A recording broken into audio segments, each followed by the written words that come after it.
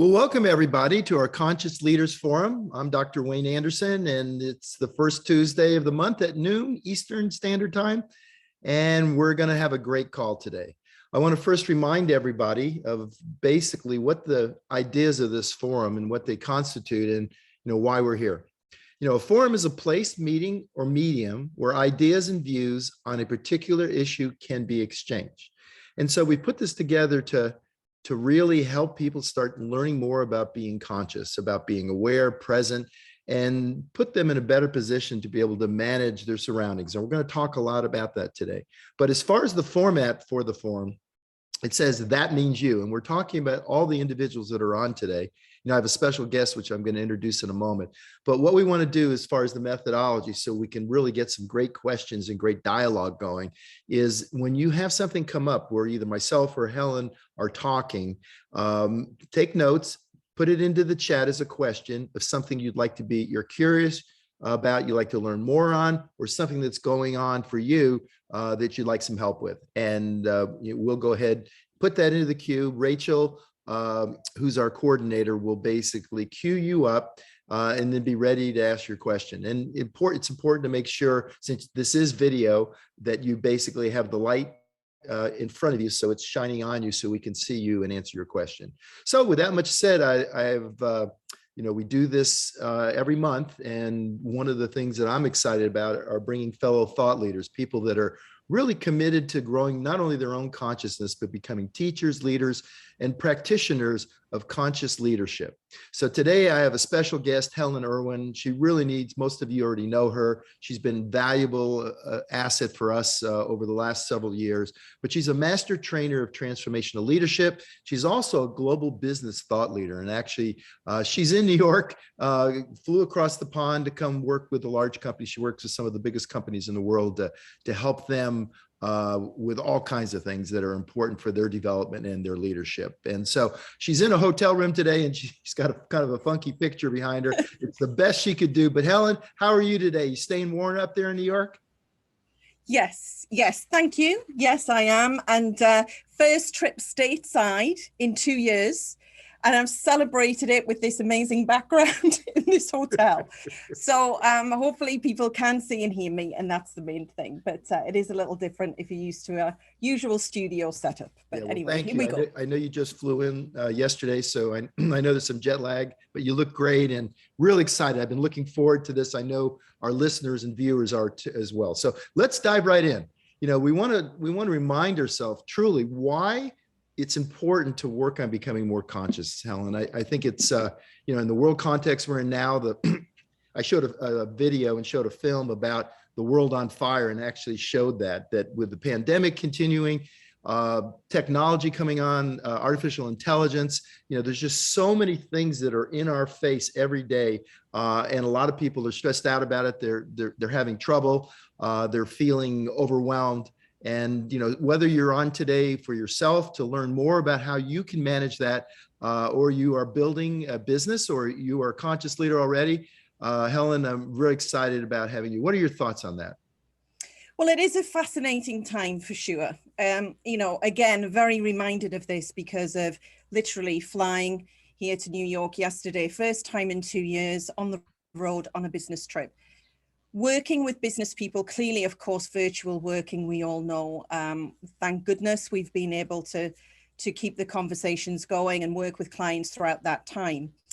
And when I think about now emerging sort of to the new normal, the amount of change, the amount of I think there is a rising in consciousness right now, because such exceptional circumstances have made people think about what they really want. And that's something that we'll talk about as we move through our conversation today.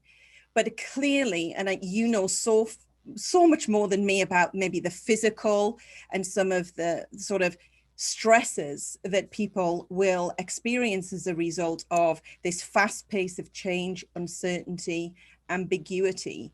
And more than ever before in the work that we do, it is about equipping leaders, which is my work, equipping people, doesn't have to just be in business, of course, but equipping people to respond powerfully to the new normal and what's expected moving forward.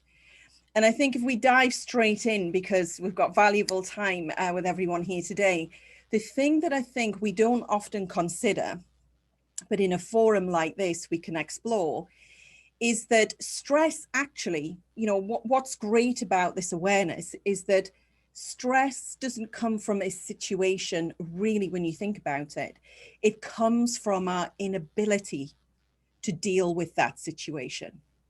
Now, of course, it can seem that way, but we can all think of times when maybe we were doing something for the first time and now it's really normal.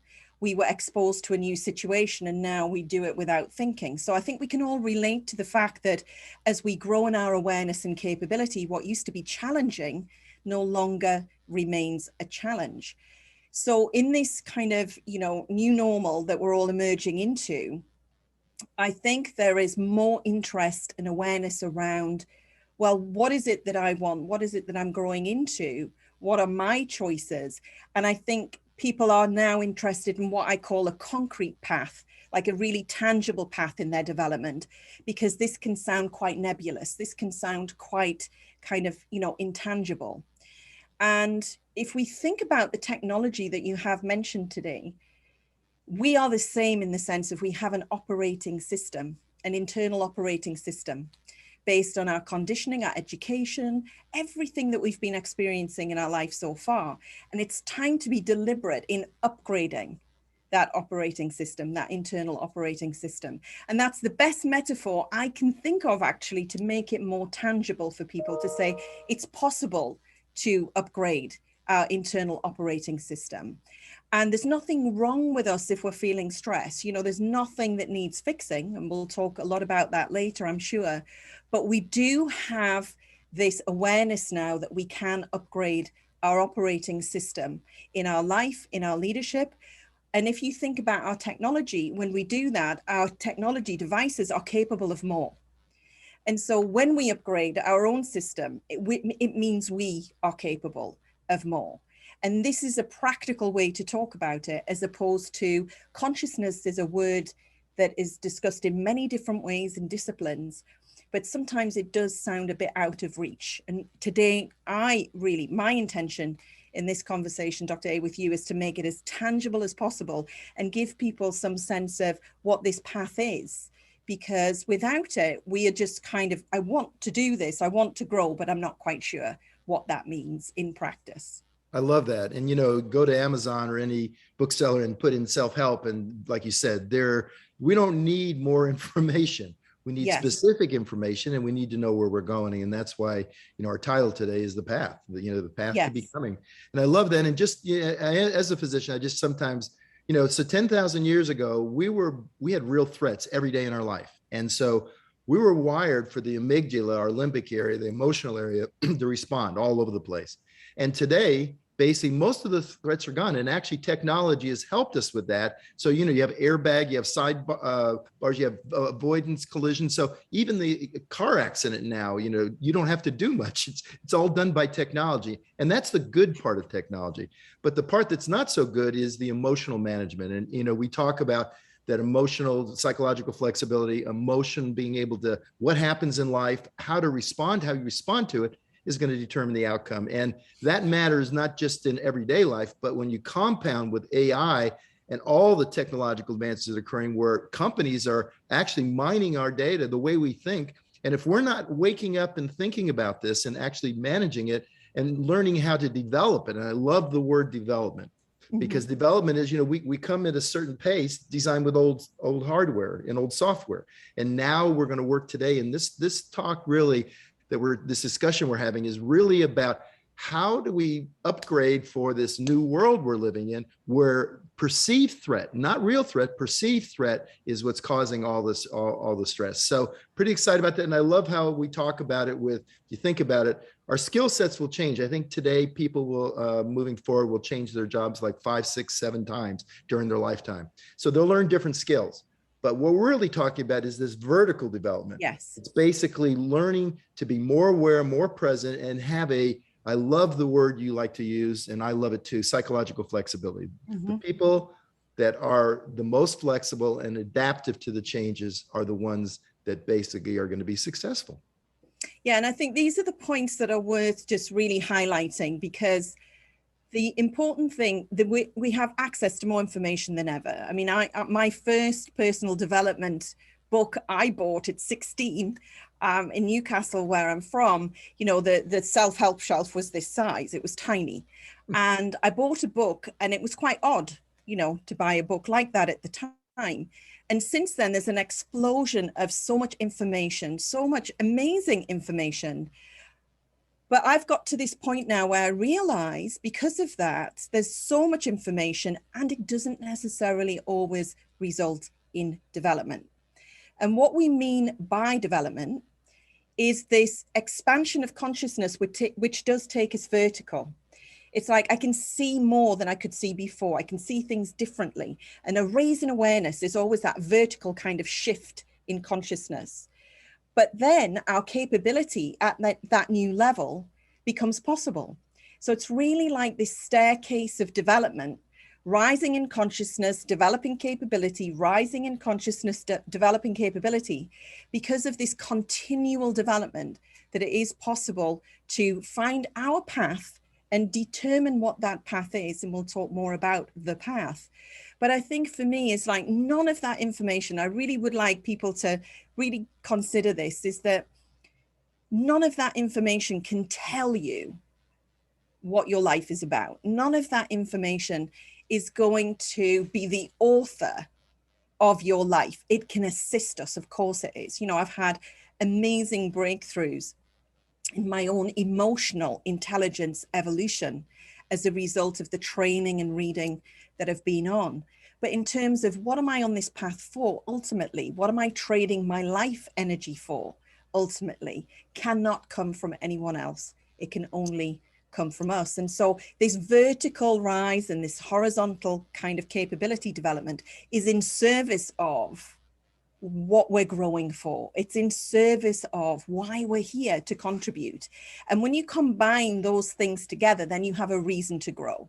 And I think that's often, people often think, well, you know, I need to fix myself, or I'm not good at that, and it becomes problem solution. But this is about growing into more of our potential. And I love to shift the conversation to that, because it's creative. It's about our own evolution. It's just we often need some guides or, you know, frameworks or models that help us make sense of, well, what does that look like in practice?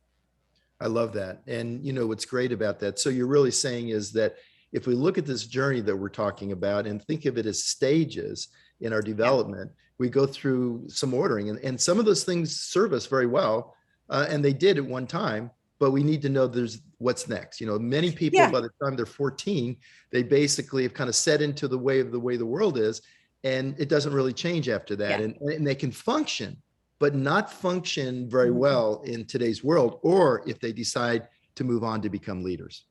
And this is the whole point of, you know, it's 2022, we're in a whole new era, and it's up to us to take the lead on our growth. And in a way, when you think about it, the pace of change being so fast, we're really conscious in our own evolution. We're very consciously participating in our own evolution. Whereas I look back to generations in my family who didn't need to do that because they weren't exposed to the conditions and circumstances we're having to contend with. And I think it's probably a good time, talking of stages of development, to pull up the Russian doll slide, if we can do that, excuse me, and just take a look at this construct, because it's designed to just bring a visual really to different ways of operating. And we're going from the left with the little doll all the way up to the right-hand side. And I'm going to put some language to it. This doesn't have the labels on. So please just listen to maybe a couple of distinctions as I walk through this, because it's a bit of a map. It's a way forward. It helps us see that, you know, I've talked about being conscious in our own evolution. I've talked about growing into more of our potential. And people say, well, what is that really? What does that mean? And what we want to do is kind of show that with this Russian doll metaphor, the little Russian doll there, is what we would call our adolescent self. And we've all been adolescents, and it's a natural stage of our development. But beyond that, childhood development is often talked about, but not so much adult stages of development.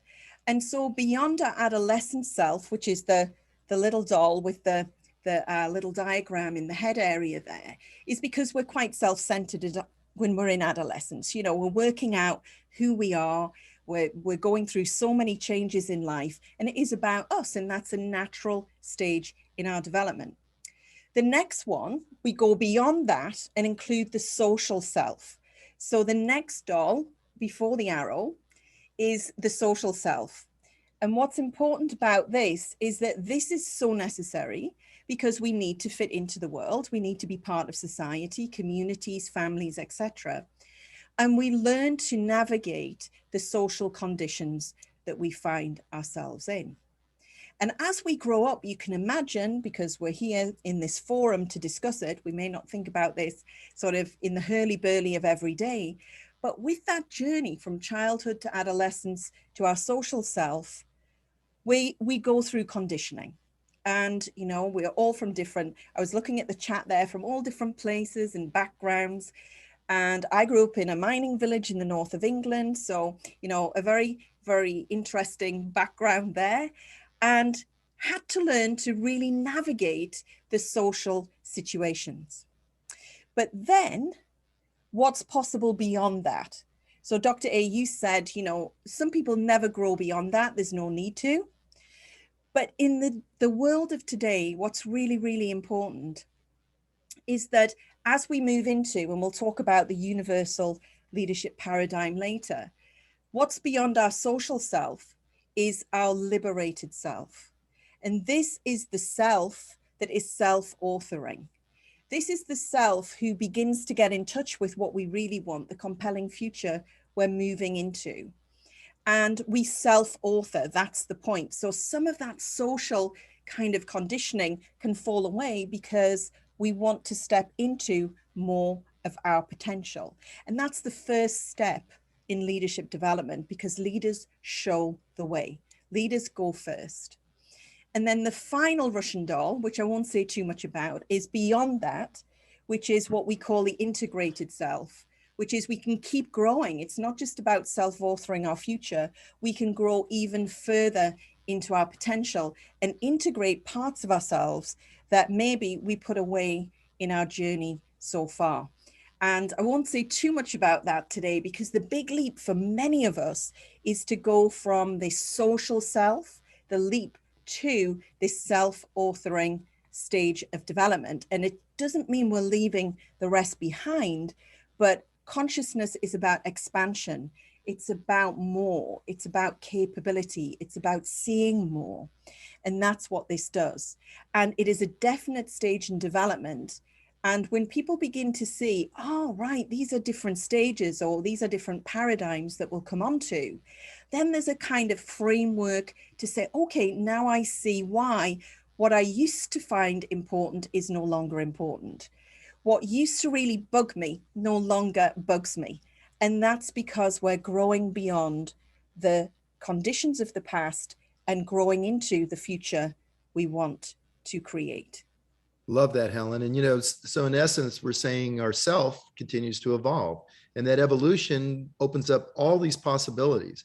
And if we can overlay that with the change in the world, it puts us in a much better position to be able to thrive versus just survive. If we stay to our old programming and our old software, we're more likely to feel more distance than what's going on in the world and not able to adapt or accommodate to it. Yes. And so that kind of brings up the word transformation, because there's a in this evolution, there's a transformation that you'll undergo basically, and there's a dynamic to that. So if we take that and now maybe let's put it into a pathway. What does the path look like?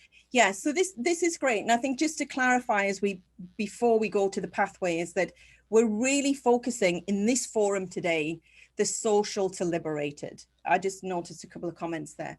And the social to liberated is when we're going from taking our reference points outside of us all the time, because we're social beings. We always will be.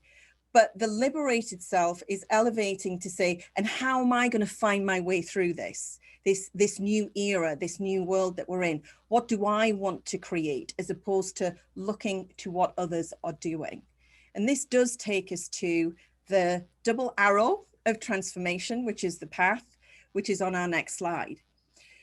So transformation has a dynamic, and I always strive to make things that are as simple as possible to grasp, because there's a lot of psychological theory that is way too academic, and we need things that really support us, you know, when the rubber hits the road, when we're, you know, working through our day, things that we can actually use practically.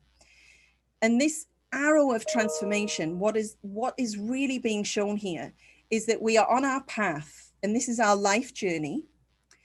And we get to a point, and we may have had events occur. Obviously, we've had a global event occur, but people can have, you know, catalysts in life can be many different things, you know, changing jobs, having a family, you know, going and traveling. It could be anything, any sort of trigger for growth.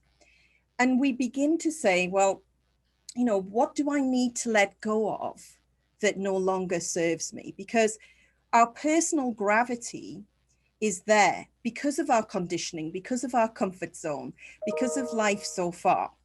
And so what this is meant to do is kind of show us just, you know, placed in space and time, and become mindful and aware of maybe it's time to let go of some thoughts or concepts about myself, about the world, that really no longer serve me. And the future is about creation. And so this is the letting go to let in dynamic. And we let go and we let in. Now, our propulsion system, as it says there on the slide, is that I'll always talk about what's the compelling future you're growing into as a transformational leader. What is the compelling future that is bigger than your past? And if that propulsion system is more powerful than our personal gravity, we can move forward. This is the cool thing.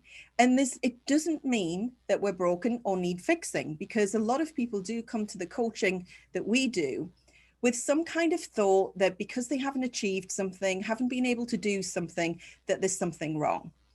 And actually, they're just on a path and they just haven't achieved it yet.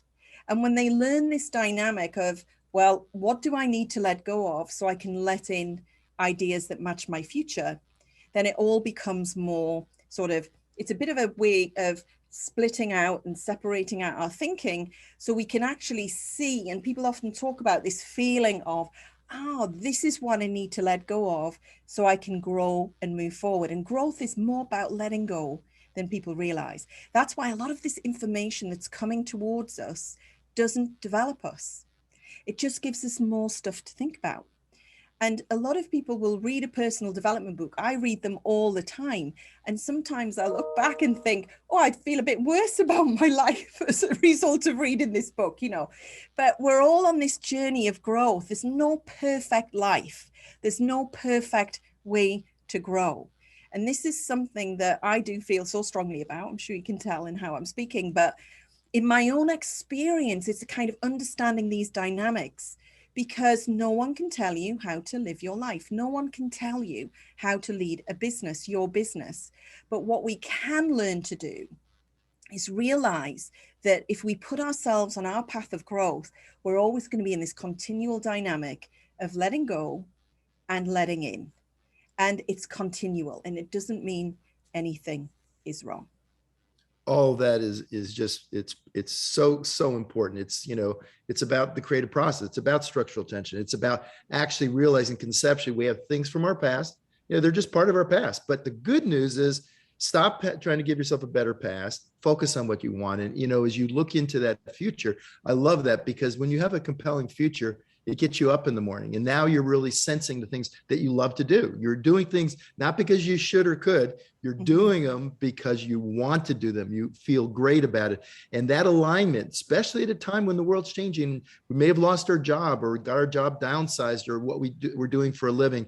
It's the opportunity to reach out and create this future that allows you to become everything you want to be. And so, just simply starting today, that's kind of hopefully what today Yeah. is. It's one of those kind of wake up calls, Helen, that, rather than focus on things I have absolutely no control of, let me look out and say, you know what, if I wrote a new story of where I want to go in my Yeah. life, it's kind of like, when you're a kid and you grow up and you go away to school or to college or start working, you start realizing some of the parental stuff that you learned, the dogma that you learned, your parents were doing the best they could do at the time, Yes. but basically for our future it's unlimited. And with technology advancing, it can actually help amplify. It's actually the best time to be alive if we focus on developing Yeah. this new dynamic. Yes. And I think what's really important as people are listening to this is that let's be kind to ourselves. When we realize this social to liberated, this is a big leap in our, stages of development. And it happens over time as well. It doesn't happen overnight. It happens over time, which is why development is so important. And one of the key things to really take, I think, from this dynamic of transformation is that we have a past, but we're not our past. We all have a past, but we're not our past. And it's really quite interesting how, and I've done it, and I hear people in coaching say it to me so we can move through it, but talk about life events and it's defined them. It's defined them. And this is something that happened to us along the way. It's not who we are. And there's a loosening there of kind of maybe how we have conditioned ourselves to limit ourselves. And we don't know we've done that because how would we? And so social to liberated is a big leap. It's self-authoring. We're moving from using the expectations of others to define us to setting our own expectations of what's right for us. And that really just happens over time, but with intention. And no one training course, and I think this is the point, that it's not one training course, it's not a book, it's not a podcast. And we all listen to more, I'm sure, especially if we're in this forum, and they are really important input. But our development path is ours. No one can tell us what that is for us other than ourselves. And that's why we have to take control. That's why we have to take the locus of control, responsibility. This morning I was talking to a lady that lives up in Pennsylvania in a resort area, and she was talking about, well, they loved it there. They like the beach and everything. They love it there. And I said, yeah, it's a great resort in the summertime for 3 months, right? I said the rest of the year it's not so good. And that story that she's repeated so many times, all of a sudden it was like boom. She said, wow, that story isn't serving me. I actually wish I was living in Florida right now. And that's a simple example, Yeah. but it applies to everything.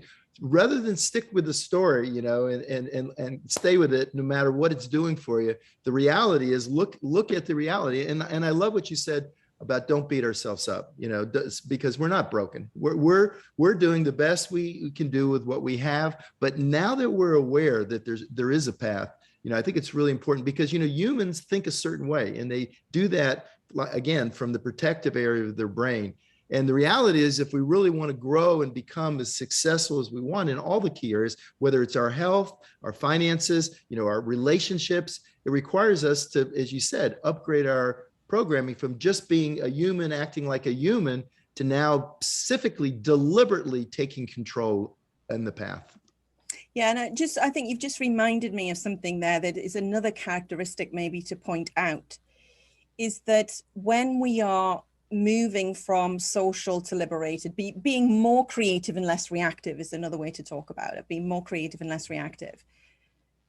The minute we think of the should, I know we're going to come on to the paradigm next, but the should, the must, the ought, we're in a social reference usually. And the difference is, in terms of going towards our future, it's because we want to. We want to create something. And in the letting go, this question, and we talk a lot about journaling with clients all the time, about just staying in touch with what's going on in our unconscious mind is to just journal on that question and see what comes up.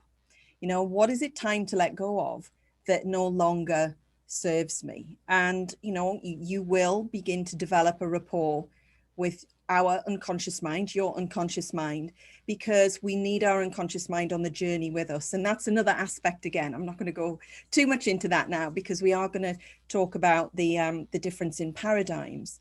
But I do think it's important to just emphasize, like you say, that this is a natural evolutionary process and we can be intentional with it. And it doesn't mean there's anything wrong or that we're broken.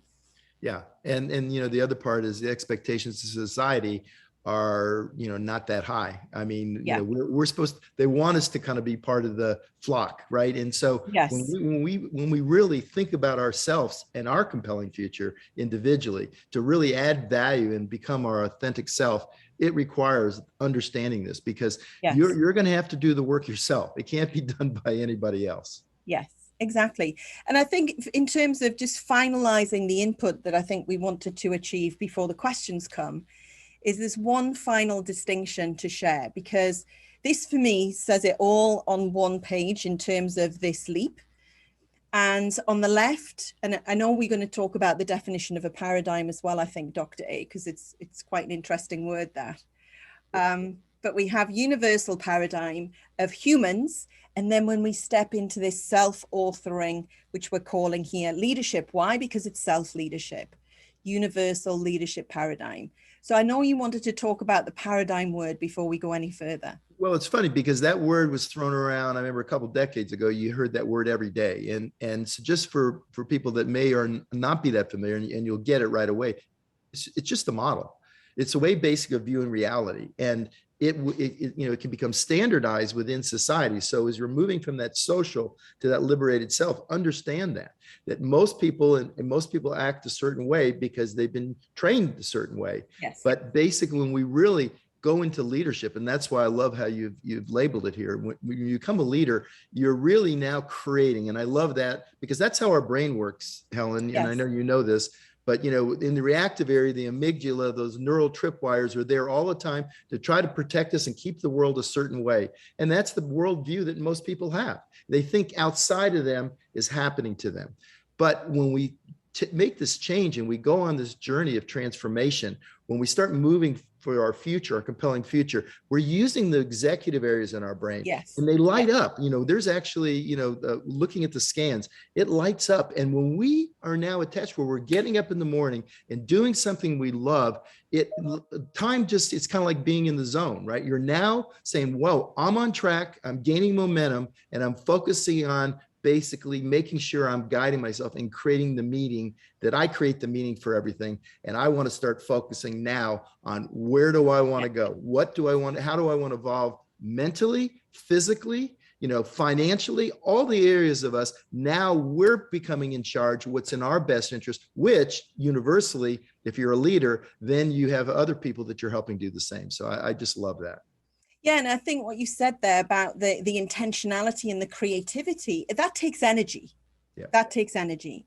Transformation takes energy. And so the intention of sharing this particular distinction today is because on the left, our energy can be drained by this. And really what we're saying here with the universal human paradigm, because this is how most people operate in the world, is there is a way things should be. So this is the worldview that people have. There is a way things should be.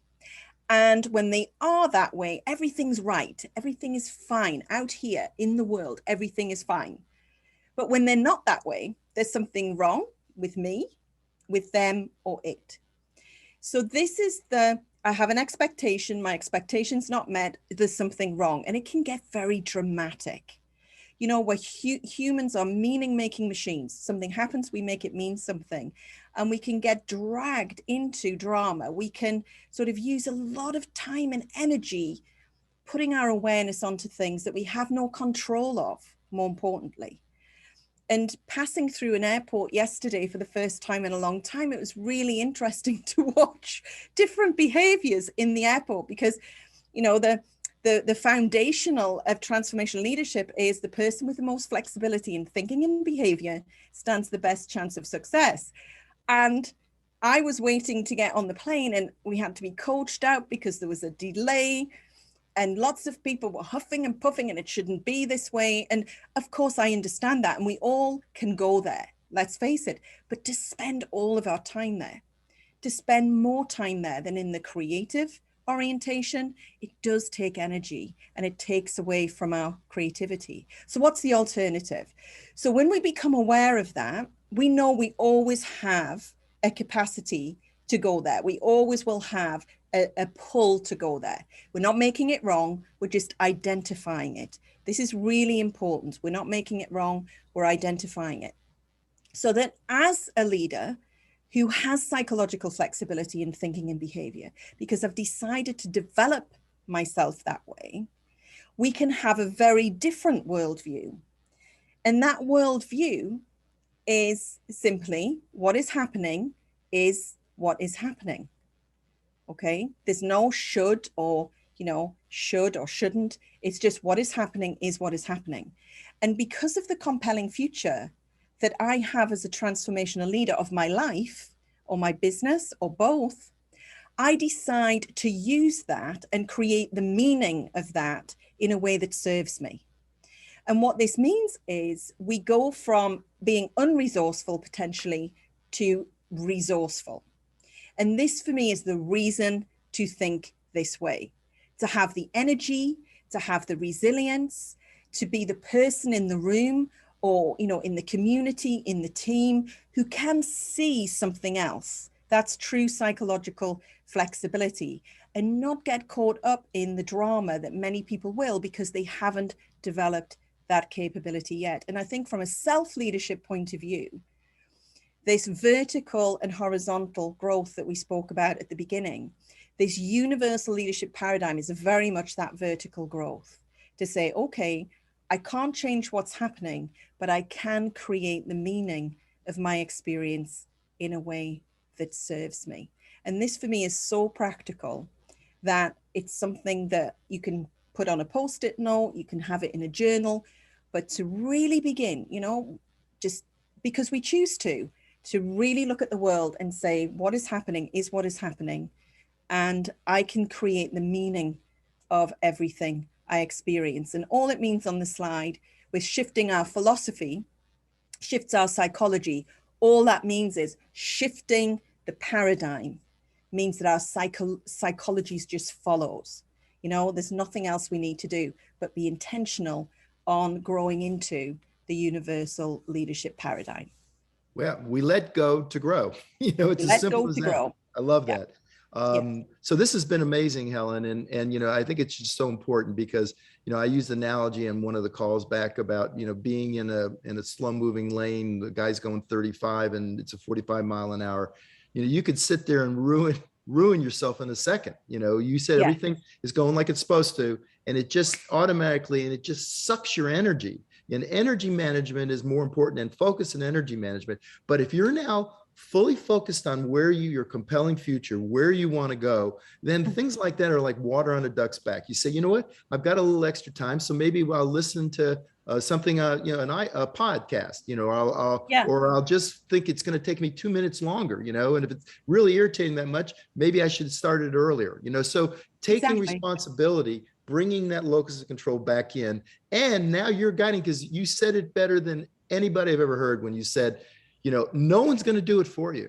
No one is going to take this journey for you. And it is going to take energy. But when you light up your brain, you're putting more glucose, you're putting more blood flow, you're putting more energy management into this area. And this is the area that's very acutely aware and has the best chance for you to have flexibility versus going down that rabbit hole that so many do so many times during the day. So, and by the way, as you mentioned, it's not that we're broken. It's just that, the world's changed. The world we live in has changed. Relationships have changed. I mean, if you just look, the world is evolving and people aren't putting up with the same stuff they did before. They're not staying as much in that social space. So what we've been talking about is so critical for our development. And in the world of today, and I'm sure everybody who's looking at this can see it, is that if we go around saying there is a way things should be anymore, then that's an interesting way of living today, because of what we talked about at the beginning of our conversation today. Now, of course, we're human. We're going to go there. It's a human paradigm. And now we have an alternative one. We have a choice. And that's the main thing today, is there's somewhere else to go. So we can actually navigate our way forward in ways that others still cannot until they are on their development path. And I find that the more I'm still growing, I'm evolving. The last 2 years have been fascinating for the growth of our business and working with clients with challenges unlike anything else I've had to see before. Is that energy and that psychological flexibility is what we really do need to be successful. And if we want to have the contribution, make the contribution and have the impact, this is the way, this is the foundation of us being able to be that person who can make that contribution and have that impact. That's what drives me every day, because this is the stuff that allows us to give what we want to give.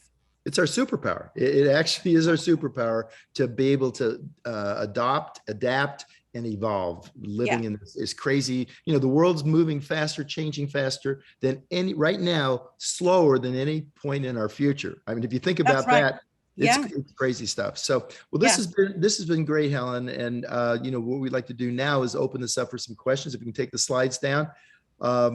Rachel, do we have our first person that wants to share? Yes, we do. Kristen, can you come on camera and unmute yourself?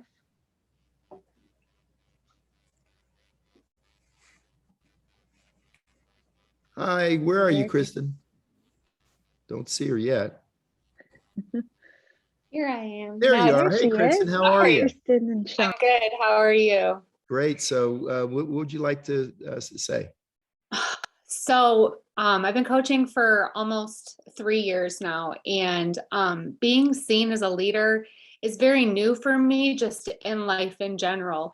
And it's a role that I'm continuously learning about and growing into. But one roadblock that I'm trying to break through right now is that I can find myself listening to respond. I'm sorry.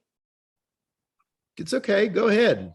Instead of listening for understanding, and I'm trying to discern when is a response necessary and when it's not. My husband this is Sean. He's like extremely emotionally intelligent and aware and has a very high discernment, which I'm so grateful for in this business coaching together and in our marriage.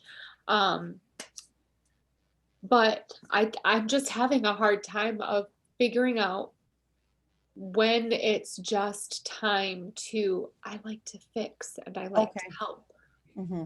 Well, Helen, you take this one. I know you have a lot of passion on this. Okay.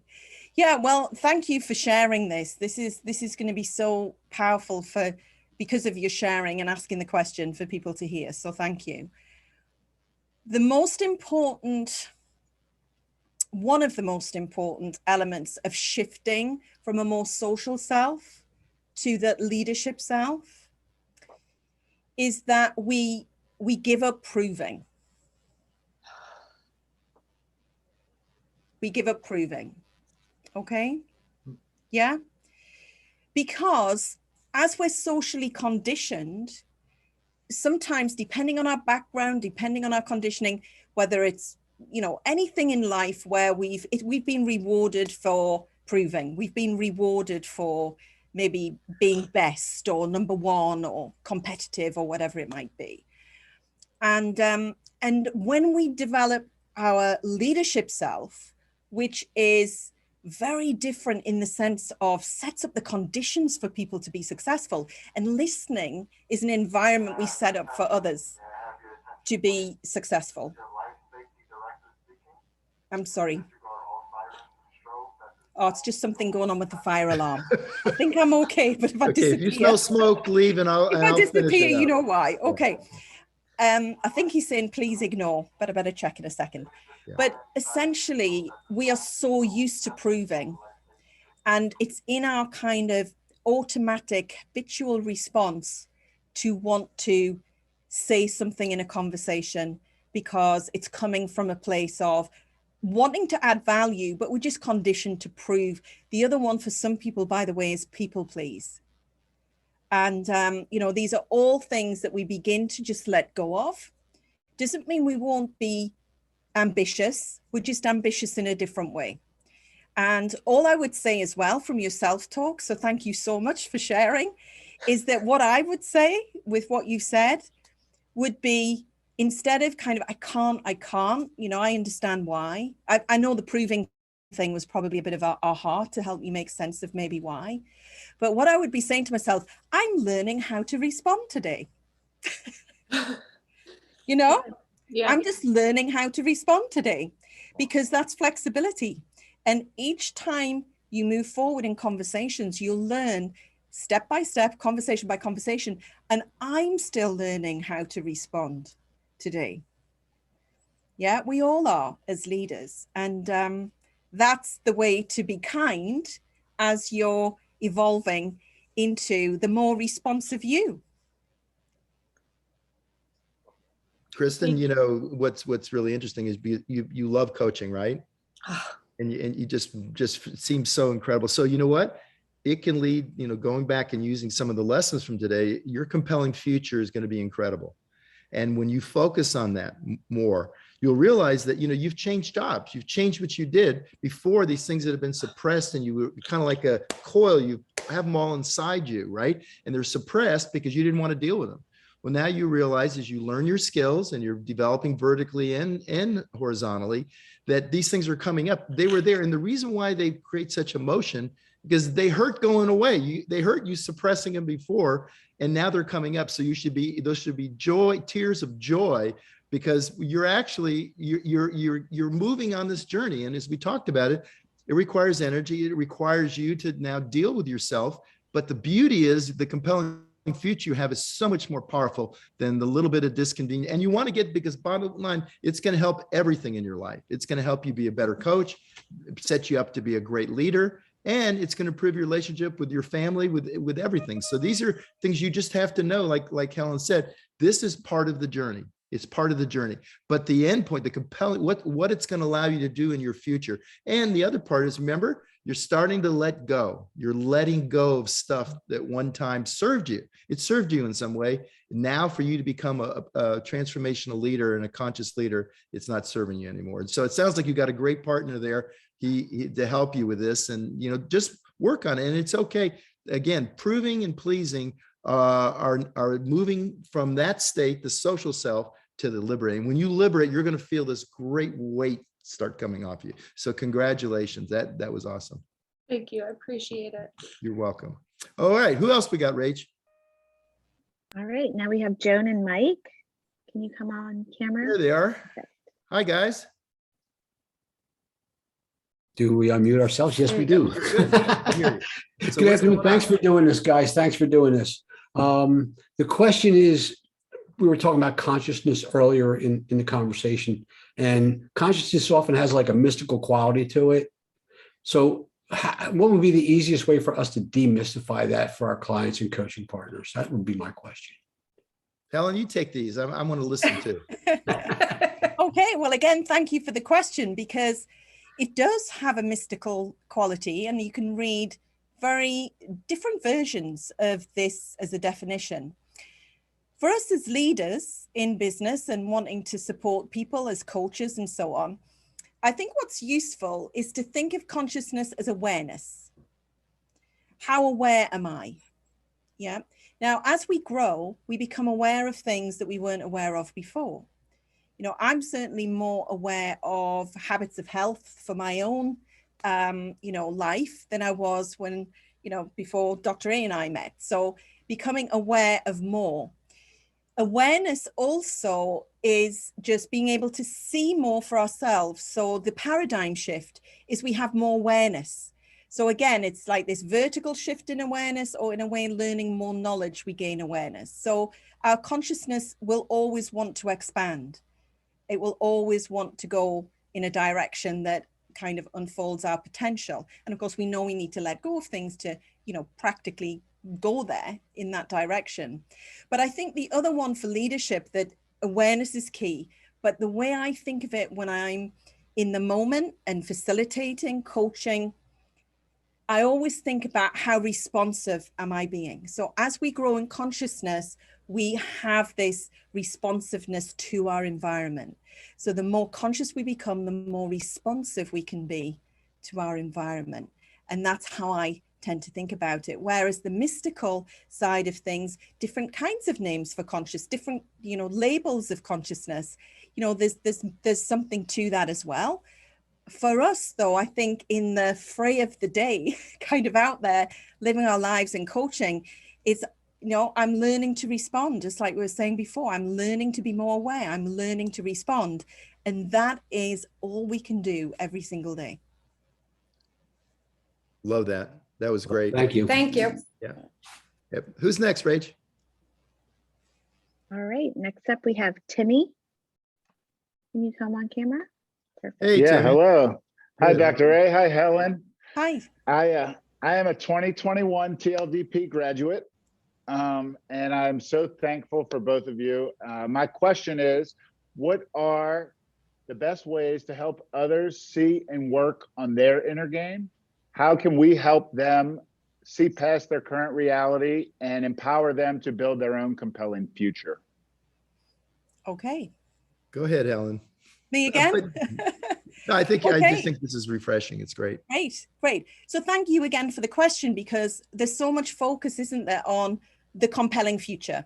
What is the compelling future that compels our growth, that really pulls us towards our future? And I think for me, as a coach, having the questions that allow people to think differently, and we do have inner game questions to ask. What's important, though, that I think is behind that is that we're crystal clear on ours.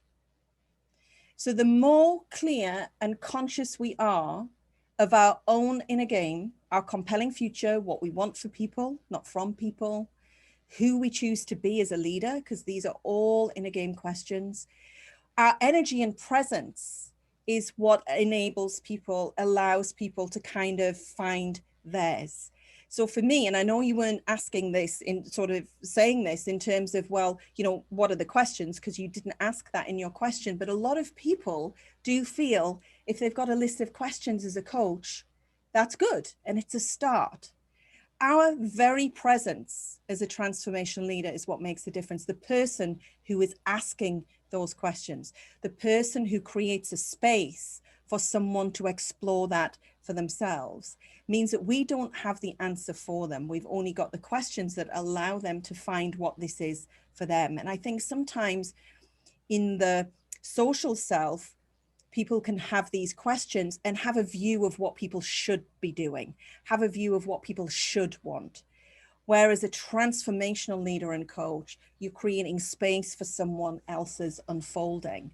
And it will emerge over time. There's no pressure to craft it in one coaching session.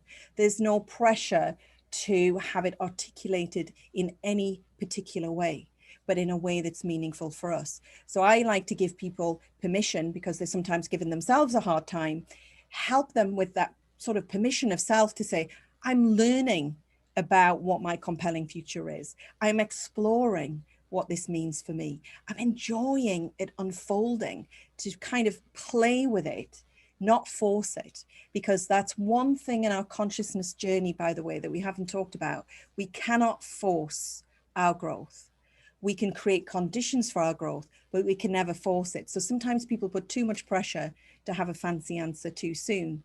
But our presence as a leader, I find, makes all the difference in how we're being and how we're showing up. And there's a transmission behind the question, not just the words themselves. That's great, Helen.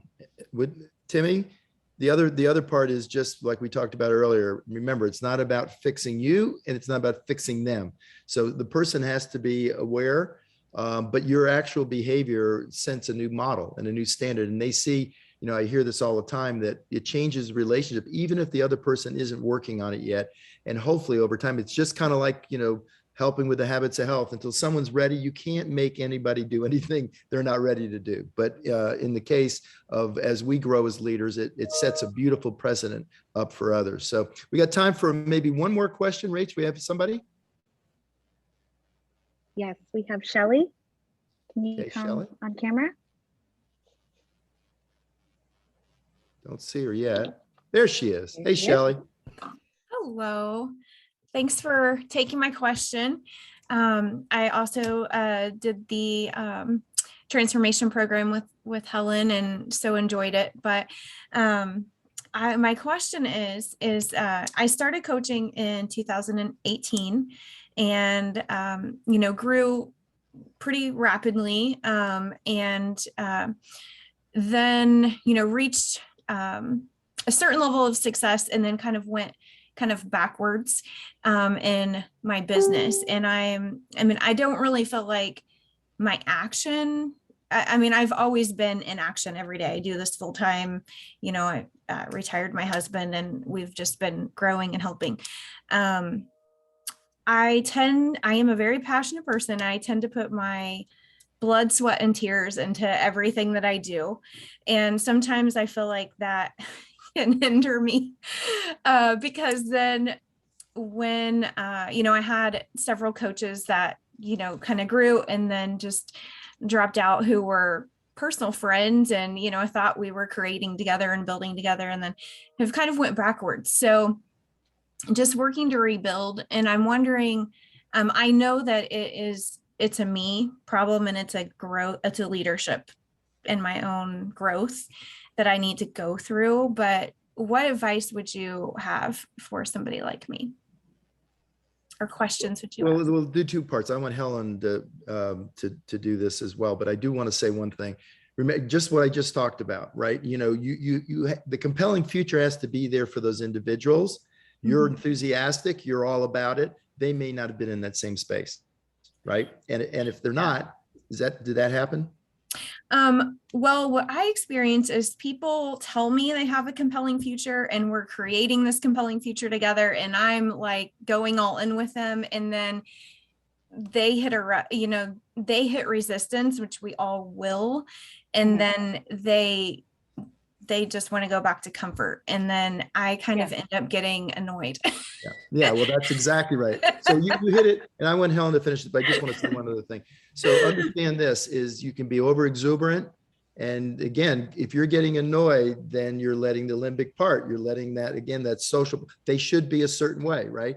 It has to be organic, it has to grow. And Helen said it earlier, it's got to come from within. Only we can make ourselves better, or not better, but actually more for this compelling future. So Helen, we don't have that much time, so I wanted you to, from your vantage point. Okay.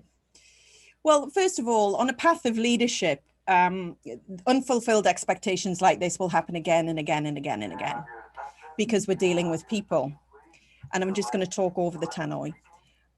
So one of the key things about that then how do I approach this? How do I learn from this? What does it mean? Mm-hmm. And one of the key things, Dr. Ace just mentioned it, but as a transformational leader, we use everything to grow. Transactional is, we need to be transactional in business, but sometimes when we're purely transactional, we go for the result. As a transformational leader, we go for the result with people. However, we learn to help people grow to get the result. And one of the things that you just mentioned was that maybe people weren't growing in the way to get the result. Mm-hmm. And so that's going to happen as a transformational leader. If you want to keep helping people grow, you'll find the ones who don't want to necessarily grow like you. Mm-hmm. And my model of the world now for this very same thing, this very same experience, is to say, how is this helping me grow as a transformational leader? How is this supporting what I ultimately want? And how is it along the way, not in the way? How is it along the way on my path, not in the way? And when I think like that, I hear different answers in my mind. I see things differently. I can still be frustrated. I can still not like it. I can tell you that now. Doesn't mean we have to like it. But what we can do is we can use it to move forward. And that's what a great transformational leader does, because that's psychological flexibility in action. And one of the key things, if I'm allowed, Dr. A, just one more thing with time, is when you're building a business, you want a sustainable business with your people. Any leader would. And you'll find the ones who can stay the distance. And that's the gift of not having the expectation already fulfilled. The people who will last the distance with you because they're prepared to do what it takes to be there with you. Thanks, Shelley. That was a great question, and you know, that's, you know, it just, we can't want it more for them than they want it for themselves, and that realization. And as you become more, we talked about conscious being awareness. As you become more aware to their tonality, to their posture, you know, it's not just what people say; it's sensing and being aware. You know, because if they're not self-aware, then they can't self-regulate. So this has been amazing. Thank you so much, Helen. Some closing remarks. I mean, we're just about out of time. We got 1 minute left. I'd love for you to some closing remarks on this journey. Well, I was just seeing how many people were listening today and being part of the conversation, which is incredible. The world needs us all to grow and evolve in the way that we feel compelled to, and we're learning how to. That's really what this is about now. It's how to. So it's been a pleasure, an honor to be here. Loved the questions. Thank you. And I really do hope that what we've shared today is more practical in a subject of consciousness that can be a little intangible, as we said at the beginning. So, you know, that we can use this moving forward and put it into practice. Awesome. Thank you, Helen. And obviously, we're going to have you back again, and we'll make sure that they're aware of the other resources that you can provide to help them on their journey. We have another 5, almost doubled again, our participants. And so there's a great energy for people to learn more, and a thirst for consciousness and our development. And, you know, we'll make sure that we continue to provide the forum. And thank you so much for your time and energy. And welcome to the Big Apple, and have fun, stay warm. I'm looking forward to seeing you soon. Thanks so much. Thank you. Right. Bye-bye. Bye.